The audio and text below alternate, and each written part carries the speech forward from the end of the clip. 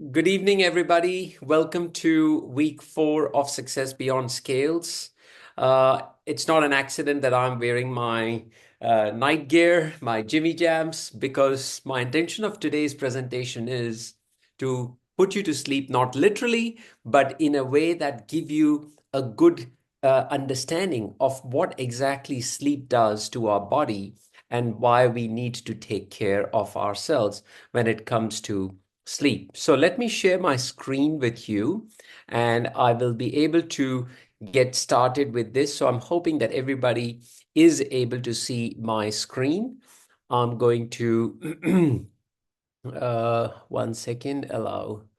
Yeah, I'm just sort of, changing my settings just because I updated. Okay, so this is week 4 of Success Beyond Scales, and we are, in a sense, talking about empowering strategies for lasting weight loss success. Just show of hands who are new.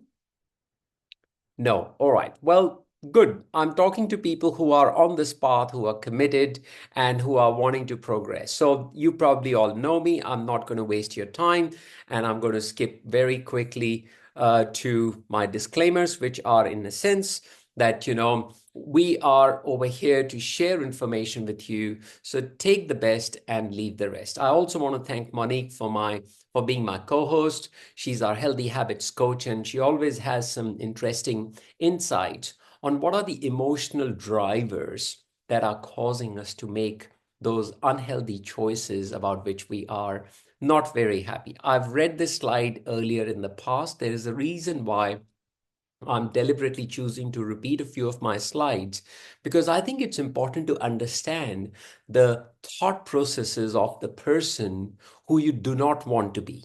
So you can focus on the thought processes of the person who you want to be. So I think it's a very kind of a subtle shift, but that subtle shift has to start with, in a sense, our thinking process. So I'm not going to sort of repeat these again because it is important for you to understand where are you today on this journey of shifting or the journey of pivoting. As I've said before, for things to change in your life, you will have to change things in your life. And that's what constitutes as change. We've also said that the real challenge is not weight loss, it is weight maintenance. On this journey, it is really important to understand our teachability index. Once again, I'm deliberate in saying that there are certain slides, or these slides I have repeated for a reason, because what happens is when we repeat that information, it starts to form a new neural network, which is a thinking and a feeling pattern in our brains. So what is important is to understand your teachability index, which means your willingness to learn and your willingness to take that information and create a change in your own life. I think it is important to understand that as individuals who have had long-standing weight challenges, there are reasons what makes them unique, and they have certain specific ways of thinking and behaving. And that's what we want to work on. The reasons are they may have had surgery, which creates, as I'm showing you here, small stomach size, issues with malabsorption, issues with some dumping and reflux and swallowing issues. Self-image, self-judgment. Every time an individual who has lost a lot of weight and when they look in the mirror, they essentially cannot identify with the person that they are seeing. And also, it is reflected on the belief systems as well. We have talked about emotional triggers as well, emotional reasons and thought patterns, which is really around understanding our blind spots. They say there are known knowns, there are known unknowns, and in life there are unknown unknowns. And that's what we refer to as blind spots. You don't know what you don't know. And I think this is where a lot of people go into a high strung mode when they are in uncertainty. And I think there has been so much that is said about uncertainty that if you do not know how to navigate through uncertainty in life, you are always going to be in a reactionary mode. And I think that's a journey that we are all on, let's be honest, because we are all learning how to face uncertainty. And that is where our spiritual health and this is, by the way, the World Health Organization defines health as not just physical health, but it's physical, mental, spiritual, and social well-being. Really about understanding who you are, your values, your self-worth, your ability to forgive others, and those kind of things.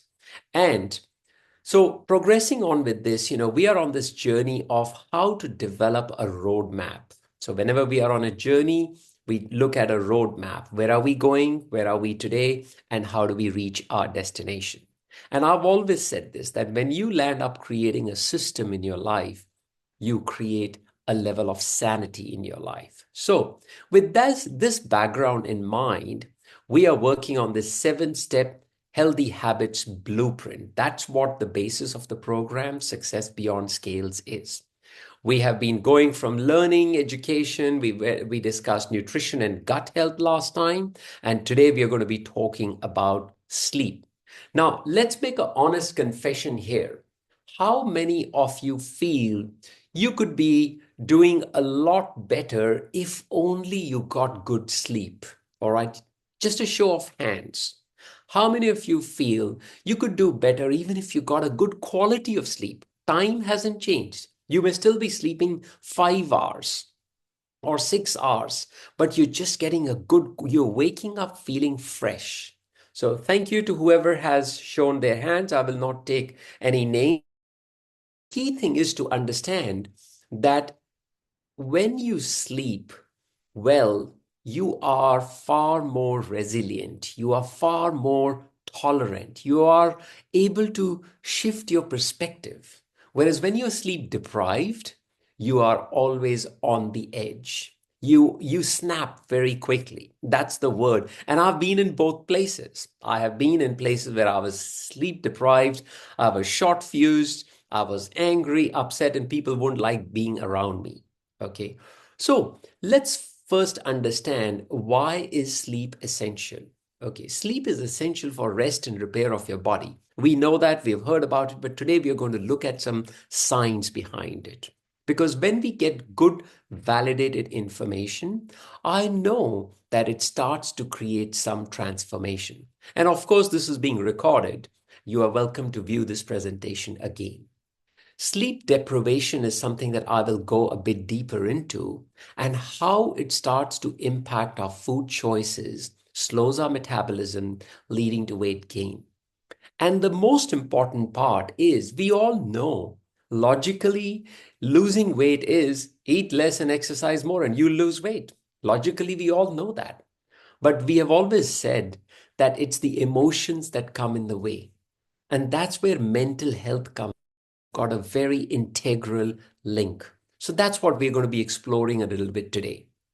Let's look at our physiological sleep cycle. This is something that is medically called a circadian rhythm. A circadian rhythm is something that is called like a biological clock. Just like women have hormonal clock, which goes over a period of 4 weeks, there is a daily clock that our body has with the hormones. If you can see, from 9 a.m. in the morning to 3 p.m. in the afternoon, the stress hormones are produced because we are on a high alert mode. We are, interacting with our environment. We have to make decisions. But then at night time, there is a psychological and a physical repair that happens, which is where the body needs to calm down and relax. We also know that there are several studies, and I won't bore you with scientific studies, but it is well documented that deep sleep, not just superficial sleep, but deep sleep, which is also called REM sleep, rapid eye movement sleep, is required for promoting growth of bones and muscles. We know babies sleep a lot. They have a deep sleep. All they do is take a feed and sleep, because that is required for their growth. Very importantly, not only that it restores energy, besides restoring the body and the brain. But here is one study that I do want to share with you, which actually spoke about how DNA, which is your genetic repair, is taking place, and it is determined by the quality of sleep that you are getting. This study was published in a journal called Current Biology. And essentially, what it spoke about, I'll share with you a very brief summary. Many of you are smart enough to understand that what is happening is that in this cycle that you can see is the waking stage is in the morning, and in the lower half it is when you are asleep. So what is happening is that when you are asleep during the waking time, it leads to creation of double-stranded breaks, which is basically a genetic break which happens because of stress, because of, interaction with the environment, all those kind of things. However, what happens at night time is when an individual is asleep, that DSB is called double-stranded break in the DNA. So the DNA is a double-stranded sort of, arrangement, and those breaks repair, which is responsible rate of neuronal aging, which means the ability with which your mental capacities or the ability of the brain, the neuroplasticity, is able to create adaptation in your brain circuit. So neuroplasticity is a term which has been explored extensively. And what it really means is the ability of your brain to adapt to different circumstances. So what I'm trying to get at over here is I'm trying to just give you a bit of a scientific angle to what the whole concept of good quality sleep does to your brain health. Second thing, what is the link between sleep deprivation and weight gain? All right. There was this study that was done, and please look it up. This study I referred to last time as well. It is called Nurses Health Study. It is one of the longest running studies in the medical space, in the space of longevity, healthy living, and it is from Harvard Medical School. Very well respected sort of body of education and learning. And the Nurses Health Study has gone on for about 42 years. So it's a very good long follow-up. And what they found was that sleeping less than, if you just took the time, forget about the quality of sleep. If you just took the time, we need 7 hours plus quality sleep. All right. People who were sleeping less than 6 hours, and this is again, as I said, not considering the quality of sleep because that varies from individual to individual. But broadly speaking, less than 6 hours, you are likely to gain 2.5 pounds of weight. There is a reason for this.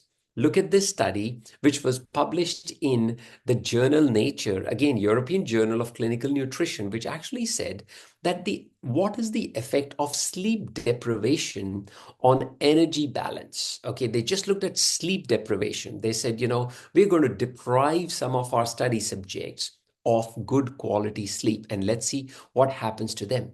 And their conclusion was that partial sleep deprivation, which is PST, resulted in increased EI, which is energy intake, with no effect on EE, which is energy expenditure, leading to a net positive energy balance, which in long term contributes to weight gain. So in a sense, what they found was just depriving individuals of sleep. And of course, in this study, they were using study subjects. But the point is that simply sleep deprivation is going to cause you to increase your energy expenditure, which is actually a compensatory mechanism because your body is saying, hey, I need energy to function. You me work on reserve. I am going to need sugar and caffeine. And the reason is here.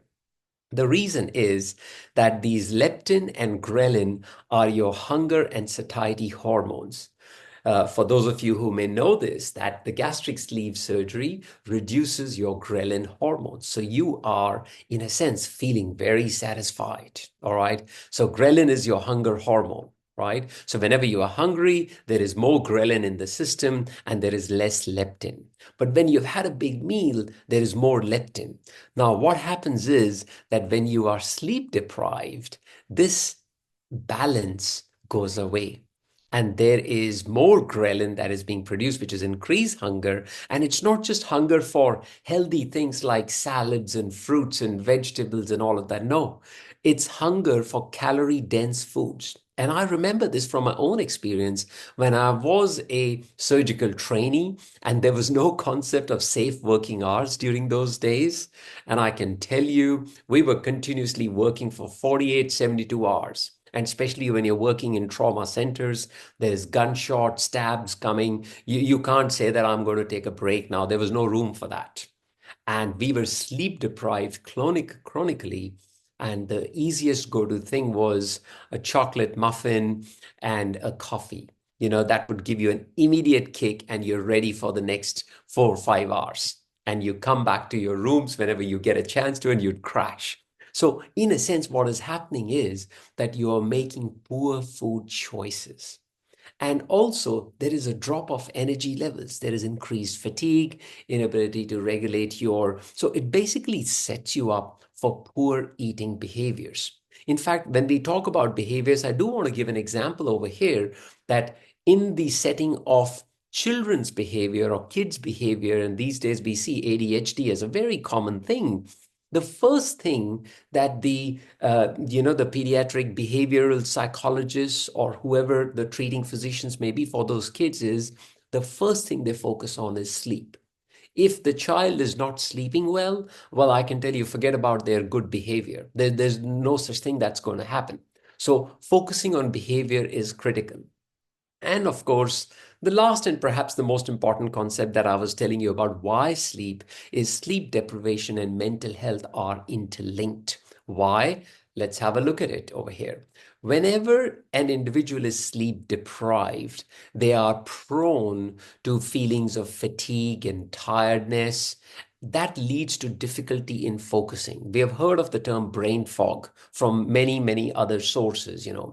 Brain fog essentially is that you cannot concentrate, you cannot remain focused, which leads to more stress, leads to more worry, and that leads to ongoing declining mental health. And as I just gave the example of children, it is official. This is the data that has come out from the American Academy of Sleep Medicine, and they are saying that 58% of children are not getting enough sleep, which leads to concentration problems, risk of mental health issues, aggression, anxiety, and impulse control issues, which is one of the main reasons why obesity is becoming more of an issue in the pediatric population. So, what are my 3 bright ideas that can help you improve your quality of sleep?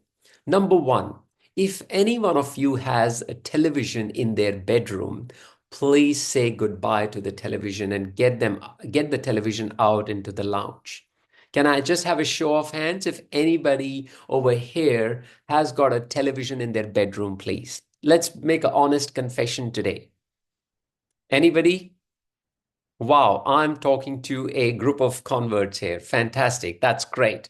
So the number 2 thing is no alcohol after 6 p.m. There is a reason for it. You can have a fruit tea instead, but no alcohol. And the third thing is to read or write in a journal before you sleep. What it does is it frees up mental space. This is the reason why alcohol is impacted. Studies have shown that low amount of alcohol decrease the sleep quality by 9.3%. This is just a single standard drink. But if you're going to moderate amounts, it decreases the quality of sleep by 24%.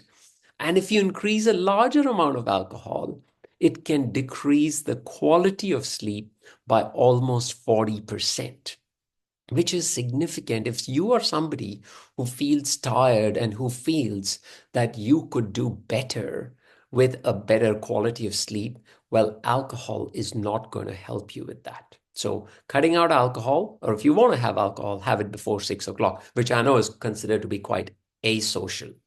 So that is my sort of, presentation on before I hand you over to Monique, who's got 2 bright ideas that she told me she wants to share with everybody over here regarding how to sleep better. So we are on this journey of developing a 7-step healthy habits blueprint.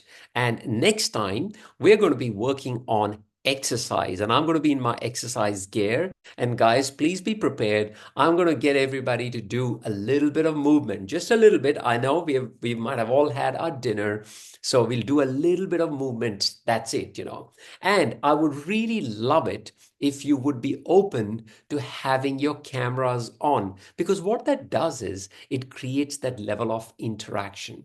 Don't stress about it. This is not going to the wider world. It is important that we understand we're doing it for ourselves. Monique, I'm going to hand over to you now. So, Beautiful. mhm. And if anybody has any questions or comments, feel free to type it in. We can see both the chat and the question box, so we can discuss that together. So, one of the things that I wanted to go through with you is that there are two key things that you can do after having gone through the information from Dr. Arun and thinking about that journaling, imagining that you've taken all of those things that you have been carrying around during the day in your head, pop them down, ready for sleep, and you're laying there wide awake.